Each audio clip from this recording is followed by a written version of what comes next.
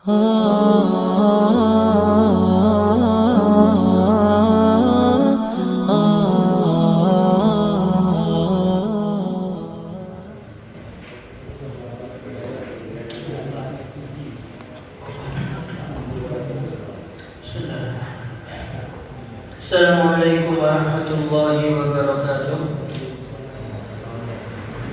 Innal hamdalillah nahmaduhu wa nasta'inuhu wa nastaghfiruh wa na'udzu billahi min shururi anfusina wa min sayyiati a'malina. May yahdihillahu fala mudilla lahu wa man yudlilhu fala hadiya lahu. Ashhadu an la ilaha illallah wahdahu la syarika lahu wa ashhadu anna Muhammadan abduhu wa rasuluh. Allahumma salli ala Muhammad wa ala alihi wa ashabihi wa man tabi'ahum bi ihsan ila yaumiddin. Qala Allah ta'ala fi kitabihil karim, ya ayyuhalladzina amanu taqullaha haqqa tuqatih ولا تموتن إلا وأنتم مسلمون. يا أيها الناس اتقوا ربكم الذي خلقكم من نفس واحدة وخلق منها زوجها وبث منهما رجالا كثيرا ونساء واتقوا الله الذي تساءلون به والأرحام إن الله كان عليكم رقيبا. يا أيها الذين آمنوا اتقوا الله وقولوا قولا سديدا يصلح لكم أعمالكم ويغفر لكم ذنوبكم ومن يطع الله ورسوله فقد فاز فوزا عظيما. أما بعد، معاشر المسلمين رحمكم الله. Alhamdulillah, puji syukur kita ucapkan kepada Allah atas segala nikmat yang Allah berikan kepada kita, khususnya nikmatul iman, nikmatul Islam, nikmat sehat, dan masih banyak nikmat-nikmat yang Allah berikan kepada kita. Dan kita mohon dengan nikmat-nikmat ini Allah jadikan kita dalam golongan hamba-hamba Allah yang pada bersyukur atas nikmatnya. Kemudian salawat dan salam selalu kita aturkan kepada Nabi besar Muhammad sallallahu alaihi wasallam, yang mana dengan diutusnya beliau syariat Islam sempurna, dan kita mohon agar Allah mudahkan kita dalam mengikuti sunnah-sunnah Nabi sallallahu alaihi wasallam sampai akhir hayat kita, dan kita mohon agar kita dimatikan dalam keadaan husnul khatimah. Ma'asyiral muslimin rahimakumullah. Kita sampai pada iman bil malaika sudah, kemudian iman bil al-kutub.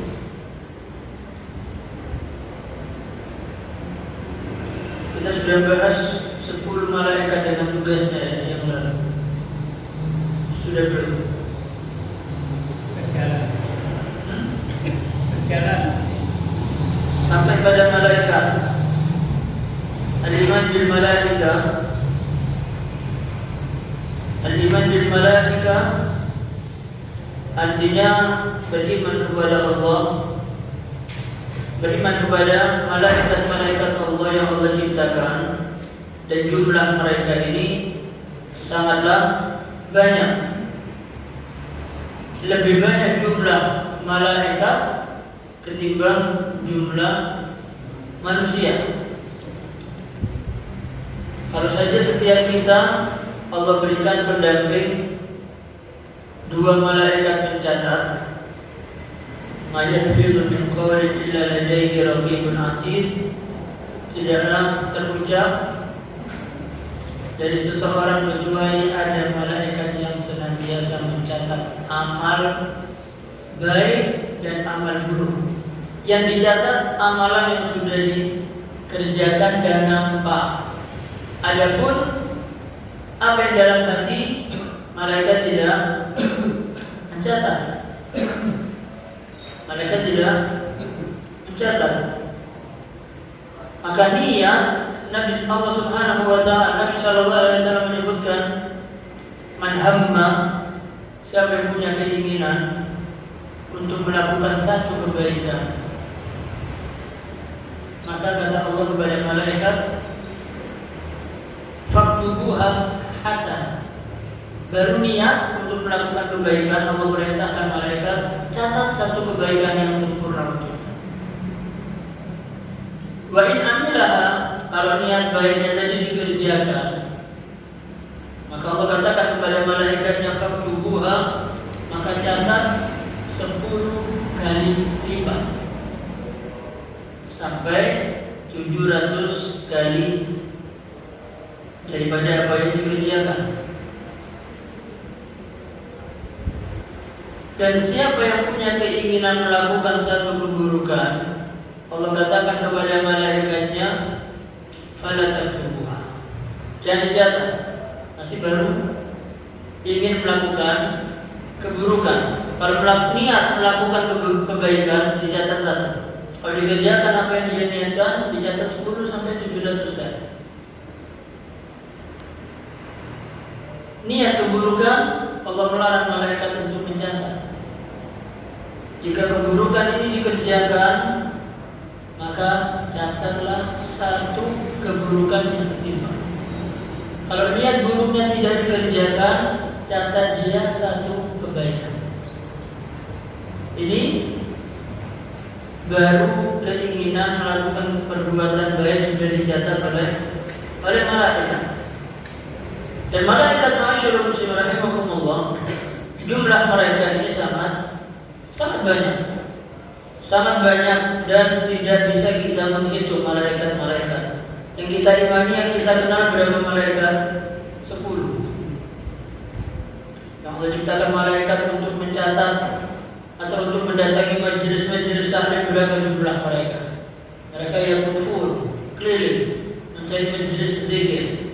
Ada lagi malaikat yang Allah tugaskan itu untuk bergantian di malam hari dan siang hari. Jadi ada silih berganti malaikat ini untuk menyelesaikan urusan hamba Allah. Ada lagi malaikat yang Allah ciptakan hanya rukuk kepada Allah, Allah ciptakan hanya sujud kepada Allah, Allah ciptakan hanya bertasbih, zikir kepada Allah. Ada malaikat Allah ciptakan dan mereka masuk ke Baitul Ma'mur 1 hari 70.000 malaikat yang sudah masuk tidak pernah keluar lagi. Seberapa besar itu? Itu malaikat yang Allah ciptakan. Dan Allah ciptakan malaikat ini dari nur, dari cahaya. Wa ja'ala lahum a'malan khassah, dan Allah jadikan untuk mereka ini ada pekerjaan khusus. Kullun minhum ya'mal bima amarahu Allah bihi. Setiap malaikat ini mengerjakan apa yang Allah perintahkan kepadanya. Dan mereka tidak pernah menunda apalagi meninggalkan apa yang Allah perintahkan. Ini malaikat. Disebutkan di sini contoh malaikat menjaga api neraka. Allah katakan alaiha malaikatul syidad. Ini ulang kata-katanya. Alaiha malaikatul ghilal syidad la ya'suna Allah ma amarahum wa yaf'aluna ma yu'marun. Di atas api neraka ini ada malaikat yang menjaga ini. Malaikatnya adalah ghilal, keras, postur tubuh fisiknya yang keras, syidad, bengis. La ya'suna Allah ma amarahum. Mereka tidak pernah bermaksiat kepada Allah atau tidak pernah melanggar apa yang Allah perintahkan kepada mereka, dan mereka selalu mengerjakan apa yang diperintahkan oleh Allah kepada mereka. Maka ketika Allah mengatakan kepada malaikat tentang orang-orang yang menerima kitab dengan tangan kirinya, Allah katakan kepada malaikatnya, khudhuhu faghullu. Khudhuhu faghullu. Khudhu artinya ambil. Faghullu, kemudian belenggu. Summa jahima sallu, kemudian lemparkan mereka ke dalam api neraka jahim. Ketika Allah perintahkan, Allah katakan, Nabi katakan, ibtadarahu sab'una alf malak. 70.000 malaikat ini bergegas untuk siapa yang bisa mengambil hamba Allah ini untuk mereka siksa. Jadi 70.000 malaikat itu segera mengambil orang ini, diambil, dibelenggu, summa fi silsilatin zar'uha sab'una zira'an fasluquh. Kemudian nanti mereka ini dibelenggu dengan rantai yang panjangnya sab'una zira'an, 70 hasta, ukuran malaikat. Bukan ukurannya manusia, ukurannya malaikat. Manusia sekarang ini pendek, satu hasta cuma 45 cm. Nanti di neraka itu besar mereka itu. Butuh tempat duduk aja, kalau kita 60 kali 60 keramik cukup. Tapi penghuni neraka untuk tempat duduknya, kata Nabi Shallallahu Alaihi Wasallam, butuh tempat seluas Mekah Madinah. Dibesarkan oleh Allah supaya apa? Supaya mereka disiksa lama nyiksa.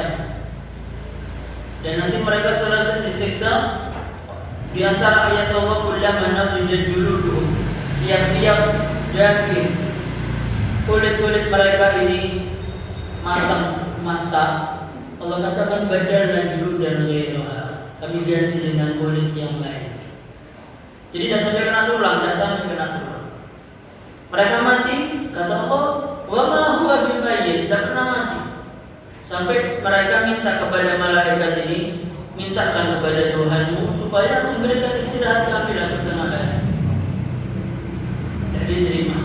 Minta lagi, mintakan kepada Tuhanmu supaya meringankan siksa, yukhaffif anna azaban minan nar, meringankan siksa kami sedikit saja. Malaikat mengatakan tidak. Mintakan kepada Tuhan, ya Malik, liyaqdi alaina rabbuk, supaya Tuhanmu mematikan kami. Ini orang-orang di neraka, apalagi penghuni neraka dari orang-orang kafir. Kalau di dunia mereka dapat mati, di akhirat mereka minta mati. Kenapa? Karena sudah ada kuat dengan siksa. Dan rantai yang disebutkan dalam ayat pada surat Al-Haqqah tadi, itu rantainya itu dimasukkan oleh malaikat, dari dubur tembus keluar sampai ke, ada yang meriwayatkan ke mulut, ada yang meriwayatkan melalui kedua lubang hidungnya. Itu seperti orang yang pernah makan belalang untuk sate besok, supaya belalangnya tidak bisa bergerak. Itu contoh yang bisa kita ambil mudah supaya binatang tidak bisa bergerak. Begitu Allah menyiksa, memerintahkan malaikat untuk menyiksa orang-orang kafir dalam api neraka. Kemudian masyarakat muslim rahimahumullah, kalau saja batu itu jatuh dari atas sampai ke bawah, itu dari langit sampai ke bumi, itu membutuhkan waktu 70 tahun atau katakanlah 1 malam. Maka ketika ada belenggu rantai ini tadi yang sangat panjang, sab'una zira'an, 70 hasta dari malaikat ukurannya, itu kalau ada benda yang jatuh tertahan melalui rantai ini, bisa sampai ke ujungnya itu 70 tahun. Saking panjangnya sab'una zira'an. Apa sebabnya? Innahum kanu la yu'minu billahi al-azim, karena mereka tidak beriman. Wala yaqutu ala ta'amil miskin, dan mereka tidak mengajak orang untuk memberikan makan orang miskin. Mereka tidak punya kawan nanti dihadapi di akhirat, dan tidak punya penolong. Dibuka aja tafsir pada surat Al-Haqqah. Kemudian masyaallah muslim rahimakumullah, Allah ciptakan, ketika Allah perintahkan mereka tidak pernah menunda. Sementara manusia terkadang mereka enggan untuk mengerjakan apa yang Allah perintah, atau lelah untuk mengerjakan apa yang Allah perintah. Maka untuk mengerjakan apa yang Allah perintah itu butuh sabar. Meninggalkan apa yang Allah larang itu butuh sabar. Semuanya berat. Mengerjakan ketaatan kepada Allah, meninggalkan kenikmatan dunia yang diharamkan, itu berat apa ringan? Berat, butuh sabar. Tidak bermaksiat itu berat atau ringan? Berat, apa tidak butuh sabar? Mengerjakan sholat subuh sekarang hampir jam 4 bangun pagi, berat. Berat, tapi butuh sabar. Kalau tidak sabar, dia tidak mengerjakan apa yang Allah perintah. Atau ditunda nanti, sholat ditunda dulu, azan nanti lah sebentar, kita ngobrol nanti, ternyata sampai kebablasan. Itu manusia. Amal malaikah, adapun malaikat, mereka diciptakan untuk mengerjakan seluruh perintah Allah, baik yang berkenaan dengan ibadah mereka kepada Allah atau hal-hal yang berkenaan untuk maslahat manusia, mereka kerjakan dan tidak pernah terlambat. Di sini disebutkan pemasalan Jibril.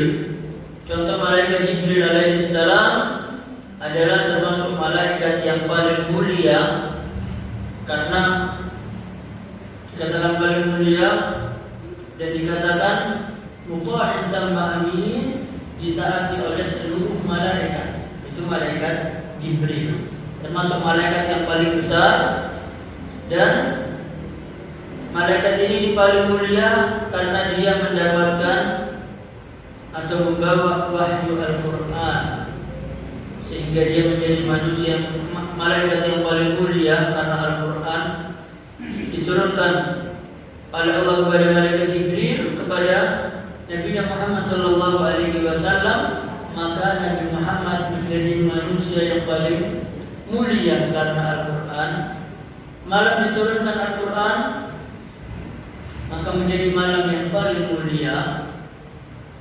Dan seterusnya, menghafal Al-Quran menjadi orang yang paling mulia. Dan Nabi Shallallahu Alaihi Wasallam bertemu dengan malaikat Jibril alaihissalam itu pernah juga dalam bentuk aslinya, dalam bentuk asli. Kalau dalam bentuk manusia menyerupai manusia, pernah sahabat melihat dalam bentuk sosok seorang laki-laki yang disampaikan oleh hadis dari Umar bin Khattab tentang iman, Islam, ihsan. Itu ketika selesai, Nabi bertanya, apakah kalian tahu siapa yang datang tadi? Sahabat mengatakan Allah wa Rasuluhu a'lam. Nabi mengatakan innahu Jibril. Ataku, dia datang kepada kalian untuk mengajarkan kepada kalian agama kalian. Setelah pergi baru, karena mereka tidak ada yang kenal malaikat, tidak ada yang kenal laki-laki ini datang dengan pakaian yang putih bersih, kemudian rambutnya juga hitam, wajahnya tidak nampak setelah perjalanan dan lesu, tapi tidak ada yang kenal. Maka setelah selesai, dia itu tanya kepada Nabi, setiap pertanyaan yang disampaikan kepada Nabi dia membenarkan. Ya, namanya sahabat melihat orang ngetes. Kita punya ustaz, punya kiai, tiba-tiba ada satu orang datang dan dikenal, tanya di depan, langsung tanya, kemudian dijawab, dia mengatakan, oh iya betul ustaz, oh iya betul Pak Kiai. Kira-kira murid-muridnya marah? Nah, ini di hadapan Nabi-nya. Sambil sahabat mengatakan, siapa ini? Bertanya kepada Nabi, Nabi menjawab dan dia membenarkan. Maka setelah orang ini pergi, Nabi menyampaikan kepada sahabat, tanya kepada Umar, atadri man sa'il ya Umar, kamu tahu siapa yang bertanya kepada Umar? Umar mengatakan Allah wa Rasulullah. Maka Nabi Nabi jawab, innahu Jibril, dia adalah Jibril yang datang kepada kalian untuk mengajarkan agama kalian. Dan ketika Nabi Shallallahu Alaihi Wasallam melihat Zumirratin fastawa, itu Nabi ketika Isra Mi'raj bertemu dengan melihat malaikat Jibril pada bentuk aslinya. Nabi mengatakan memiliki 300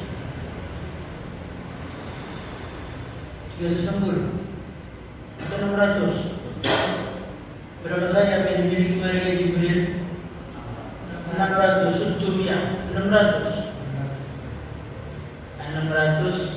sayap. Sadal ufuk, itu menutup seluruh ufuk. Satu saja dilebarkan oleh malaikat Jibril, tertutup semua dunia. Ini malaikat Jibril, dan termasuk malaikat yang terbesar. Sementara Allah katakan, Allah menciptakan malaikat ini jahilil malaika rusulan, sebagai utusan itu. Allah katakan uli ajniha, mereka punya beberapa pasang sayap. Masna, ada yang sayapnya 2 pasang, wasulasa 3 pasang, waruba 4 pasang. Maka namanya menikah, 2 itu bahasanya masna, 3 itu sulas, 4 itu ruba. Kenapa? Karena 2 ini dalam satu ikatan, dalam satu waktu ikatan pernikahan. Kalau selesai tidak cocok, cerai, ganti lagi. Ini bukan namanya istrinya 3, bukan. Istri 3 itu dikatakan sulas, langsung dalam satu waktu, satu ikatan. Supaya kita tidak salah. Berapa istrinya? 3. Ternyata istrinya 1. Cuma 1, iya, yang lalu sudah cerai, yang satunya menikah. Ini bukan istri 3, ini tetap istri 1. Istri 2, istri 3, istri 4 itu dalam satu waktu pernikahan. Dia punya 4 pasang istri. Ini supaya tidak salah mengartikan bahasa Arab. Nah, malaikat ini ada yang memiliki 2 pasang sayap, 3 pasang sayap, 4 pasang sayap. Kemudian Allah katakan yazidu fil khalqi ma yasha, dan Allah tambahkan bagi siapa yang Allah kehendaki jumlahnya lebih dari itu. Tapi yang terbanyak dan terbesar adalah malaikat Jibril alaihissalam. Dan di antara malaikat ini ada yang diberikan tugas untuk maslahat manusia, baik itu untuk kehidupan fisik, kehidupan bumi yang ada di bumi, tumbuh-tumbuhan, hewan-hewan, semua dihidupkan oleh Allah dengan turun hujan. Siapa tugas malaikat turunkan hujan? Malaikat Mikail. Menurunkan hujan malaikat Mikail, dan bertanggung jawab untuk mengurus pertumbuhannya, tumbuh-tumbuhan serta badan-badan manusia. Ini untuk masalah manusia. Kalau Jibril itu bertugas untuk hidupnya hati Al-Quran, Mikail hidupnya fisik yang berkenaan dengan makanan. Dan ada lagi Israfil. Israfil itu malaikat yang tugasnya apa? Meniup trompet sangkakala, dan juga termasuk di antara malaikat yang memikul arasnya Allah. Besar. Kakinya di atas Sidratil Muntaha. Di atas Sidratil Muntaha itu ada alma, lautan, yang luasnya lautan ini lebih besar daripada Sidratul Muntaha. Tembus badannya malaikat ini ke lautan. Kemudian setelah itu di atas lautan ada arasy. Ada arasy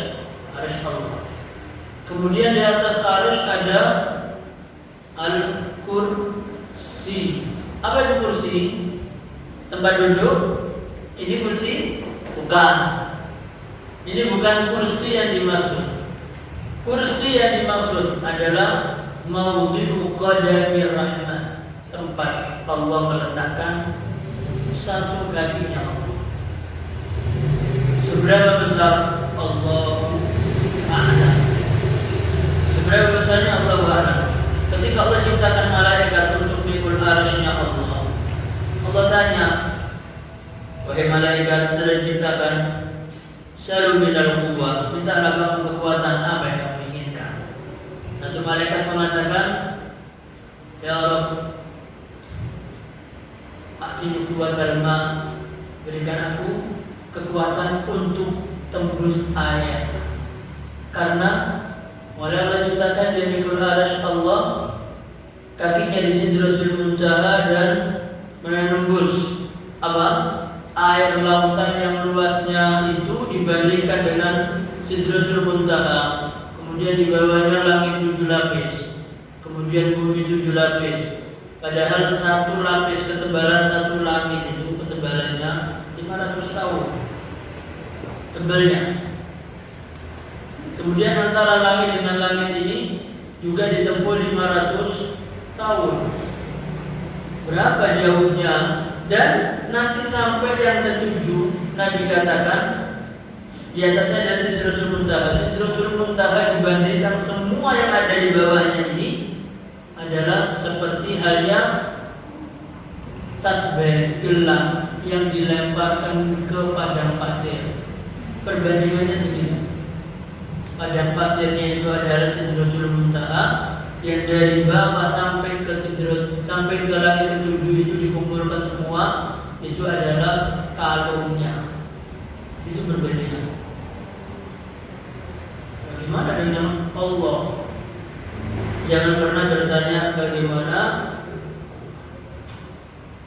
Kita tidak akan pernah bisa untuk menebak-nebak bagaimana Allah. Kita beriman Allah adalah Tuhan yang menciptakan seluruhnya.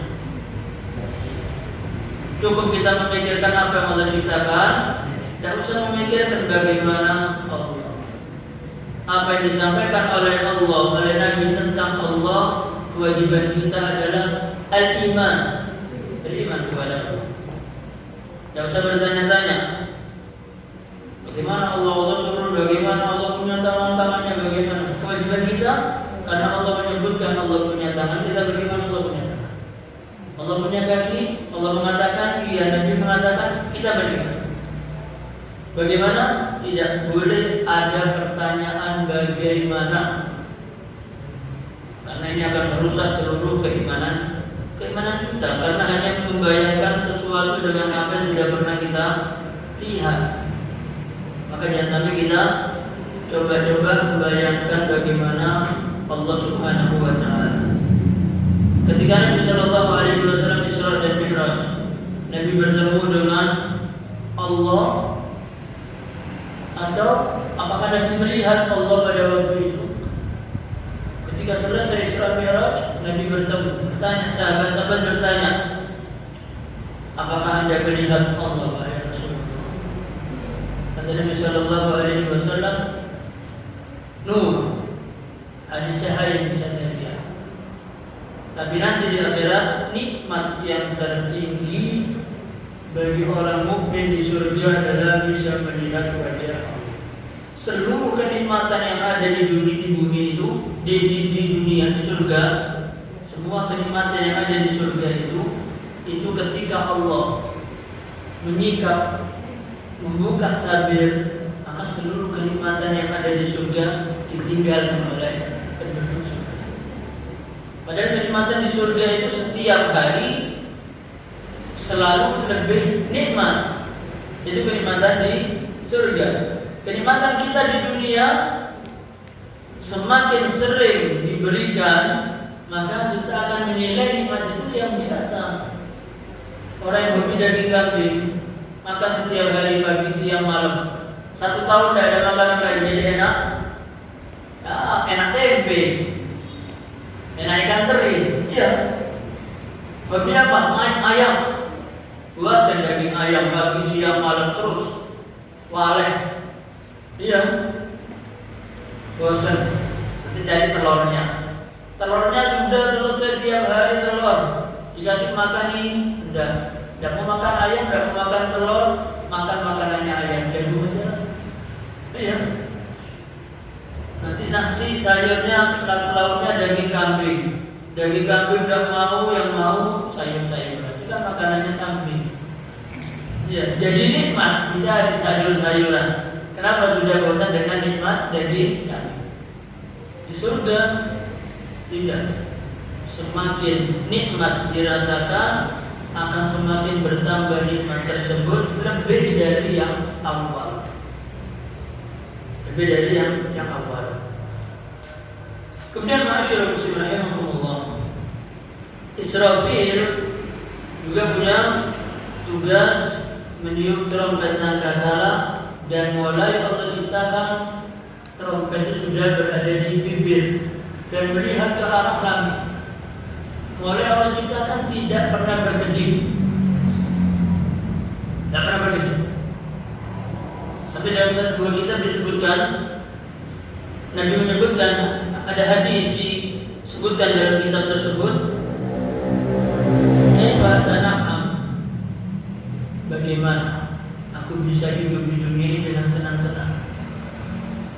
Wa qad iltaqam, sementara malaikat yang meniup trompet itu sudah meletakkan trompetnya di atas bibirnya dan melihat ke arah langit dan belum pernah berkedip, dan dua-dua matanya itu terbelalak seperti dua kaukab durriyun, seperti apa? Bintang yang besar dan tidak pernah tertutup. Kenapa tidak pernah berkedip? Khawatir kalau pas berkedip Allah perintahkan tiup, terus terlambat, takut terlambat tiup sehingga tidak pernah berkedip. Itu malaikat Israfil. Kemudian ma'asyiral muslimin rahimakumullah, maka dari itu Nabi sallallahu alaihi wasallam selalu memuji Allah tauhid rububiyah terhadap malaikat ini. Pada waktu iftitah salat malam, Nabi sallallahu alaihi wasallam menyebutkan Allahumma rabb Jibril, wahai Allah Tuhan malaikat Jibril, wa Mikail, dan Tuhan Mikail, wa Israfil. Disebutkan oleh Nabi dalam pembukaan salat malam, Fatirus samawati wal ardh, yang telah menciptakan langit-langit dan bumi, yang mengetahui yang gaib dan yang nampak. Anta tahkumu baina ibadika fima kanu fihi yakhtalifun. Engkau ya Allah menghakimi di antara hamba-hambamu terhadap apa saja yang mereka perselisihkan. Setelah memuji Allah, ihdini lima ikhtalafa fihi minal haqqi bi'idhnik, maka berikan aku hidayah terhadap apa yang mereka perselisihkan dari kebenaran dengan izin-Mu ya Allah.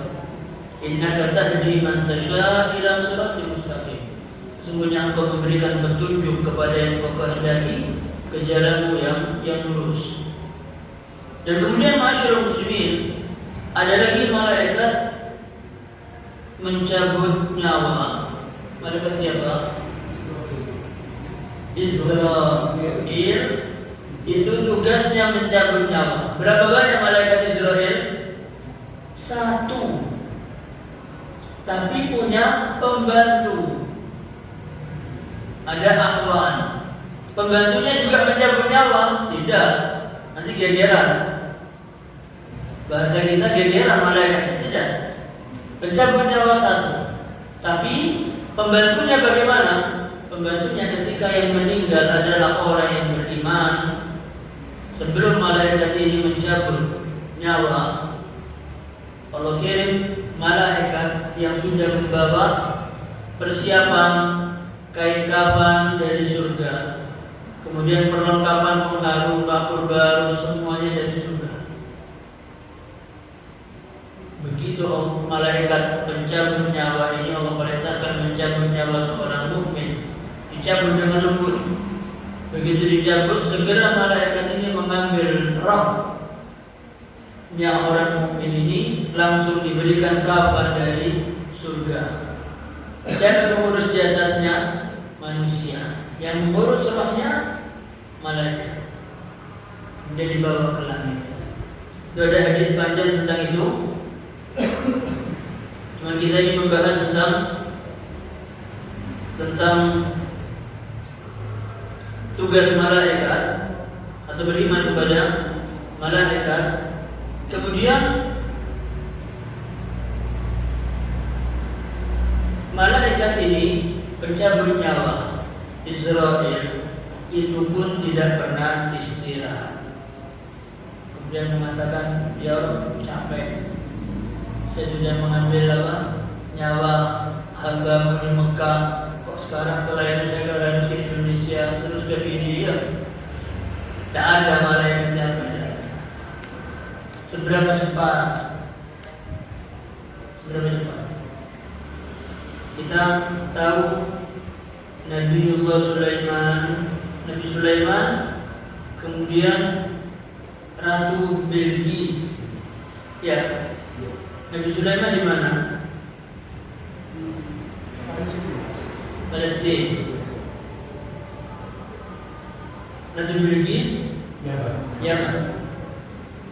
Jarak antara keduanya itu bisa ditempuh dalam waktu 30 hari.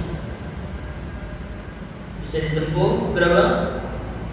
30 hari. Kemudian ketika Nabiullah Sulaiman bertanya, siapa yang bisa memindahkan arsy singgasana istana Ratu Bilqis dari Yaman ke Palestina? Siapa yang bisa paling cepat? Allah katakan, qala ifritun minal jin, ada jin ifrit. Karena jin ifrit ya, itu bisa memindahkan istana Ratu Bilqis dari Yaman dipindah ke Syam di Palestina. Itu sebelum engkau wahai Nabi Sulaiman berdiri dari tempat duduk. Bukan sekarang terus berdiri, tidak. Artinya tempat duduknya ini Nabi Sulaiman punya waktu dia untuk bekerja atau menyelesaikan atau mengawasi prajurit-prajuritnya. Nabi Sulaiman Nabi Sulaiman punya pasukan dari jin. Ada pasukan dari jin yang tugasnya menyelam ke laut. Karena Nabi Sulaiman Nabi yang kaya. Ya, Nabi kaya.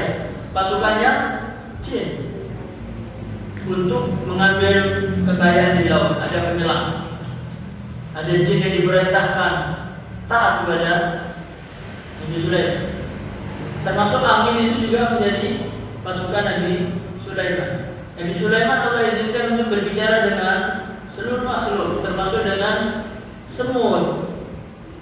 Dengan semut itu Nabi Sulaiman. Ketika pasukan Nabi Sulaiman datang, ternyata ada satu semut yang mengatakan apa? Suruh kembali ke tempat kalian. La yahtimannakum Sulaiman wa junuduhu. Karena nanti supaya kalian tidak diinjak-injak oleh pasukan Nabi Sulaiman dengan berkuda. Fatabassama dhahikan min qawliha. Maka Nabi Sulaiman tersenyum, tertawa karena ucapan semut. Menjadikan Nabi Sulaiman sombong? Tidak. Nabi Sulaiman berdoa, wa qala rabbi awzi'ni tetap an ashkura ni'mataka allati an'amta 'alayya. Ya Allah, anugerahkan kepadaku untuk selalu bersyukur kepadamu atas nikmat yang Engkau berikan kepadaku dan kepada kedua orang tua. Dan supaya aku bisa melakukan amal soleh. Itu tetap doa Nabi, walaupun dengan nikmat yang luar biasa. Ada Nabi Sulaiman itu ada di tempat duduknya, anggap tempat kerjanya, jam sekian sampai jam sekian Nabi Sulaiman di sana. Kata Ifrit, aku akan pindah sebelum Anda tinggalkan tempat duduk Anda. Sementara ahlul ilmi, seorang laki-laki ahlul ilmi, ahlul kitab, dia mengatakan ana atika bihi qabla an yartadda ilaika qarbu. Sebelum kamu berkedip sudah pindah.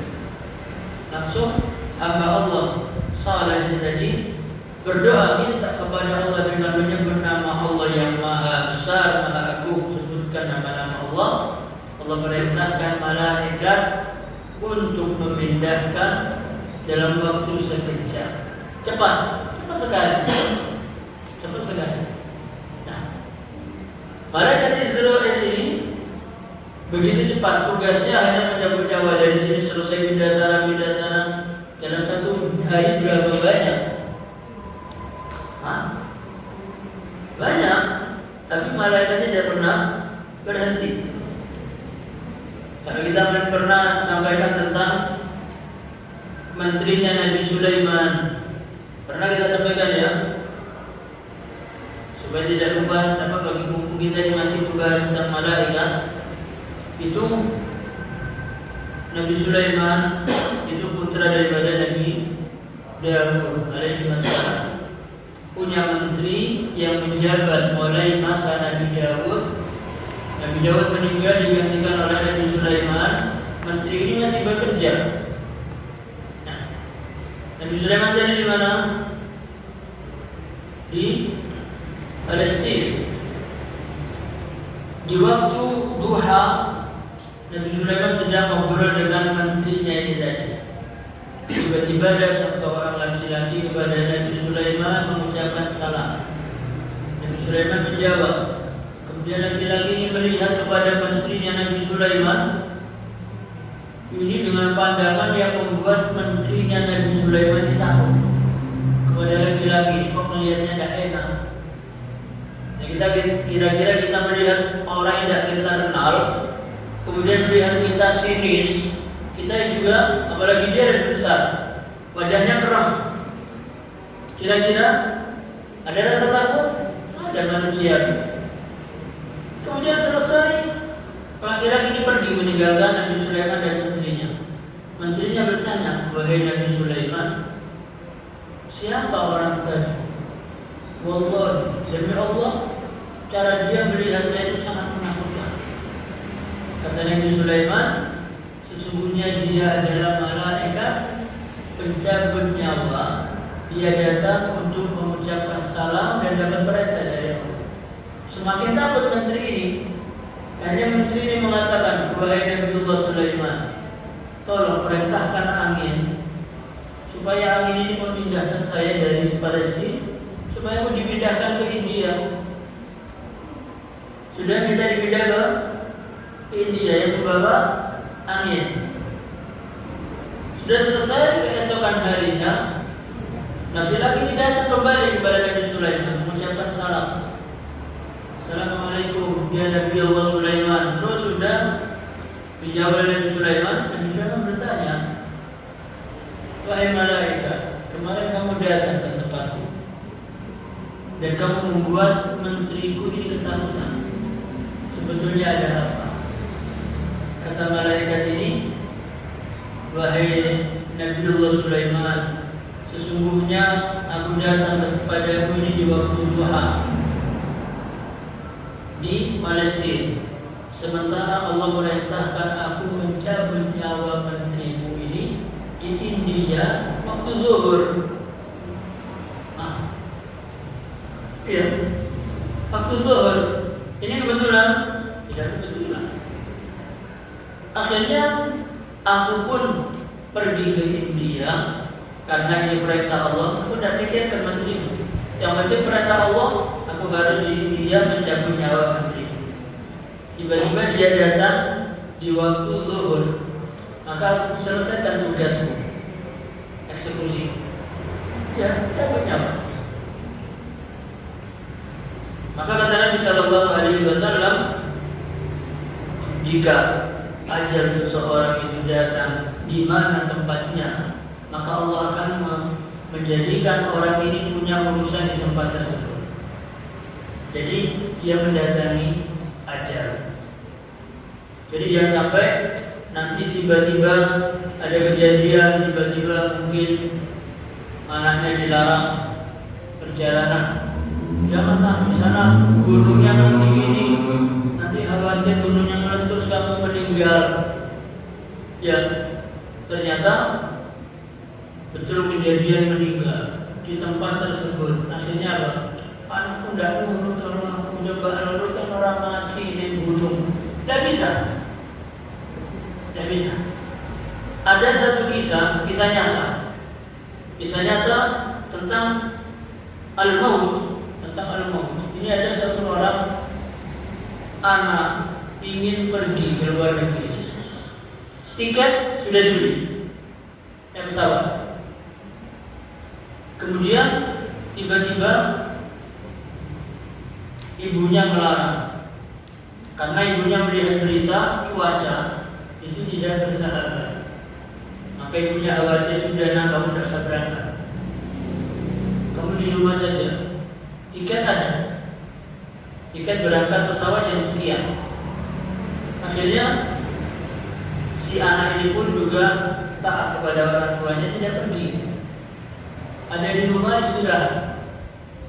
Kemudian si ibu ini melihat berita di televisi, pesawat yang dinaiki anaknya tadi mestinya, dan anaknya tidak jadi pergi. Ternyata di jam itu pesawat itu mengalami kecelakaan dan seluruh penumpang meninggal.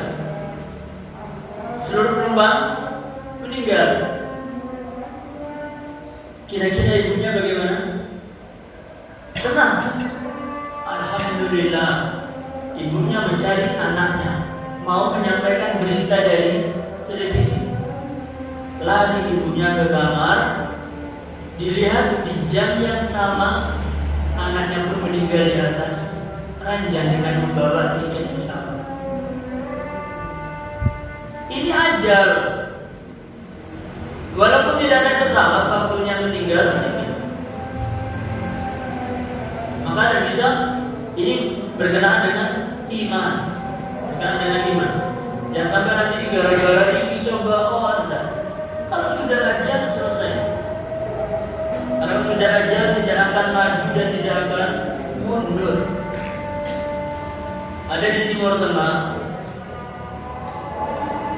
Ini berkenaan dengan ajal, subhanallah. Ini ada bis rombongan, bis angkutan umum antar kota. Ini kebetulan melewati daerah pegunungan. Bis ada kondektur. Setiap naik ke bagian atas mau turun, ada orang yang mencegah penumpang menggunakan gamis putih dengan kopiah putih dan membawa tas, mencegah di sini. Ternyata katanya kernet, sudah lanjut aja. Kata supirnya, penumpang lanjut, tinggal. Tidak mungkin daerah sini ada rumah sekali. Begitu naik ke atas lagi, dilihat penumpang lagi yang sama.